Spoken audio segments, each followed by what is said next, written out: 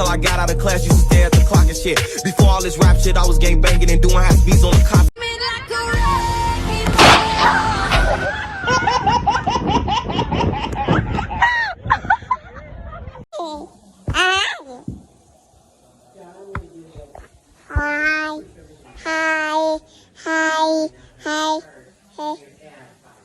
Can I have a peppermint? You can have a peppermint. That's too hot for me. Hey! I don't like the peppermint. You don't like the peppermint.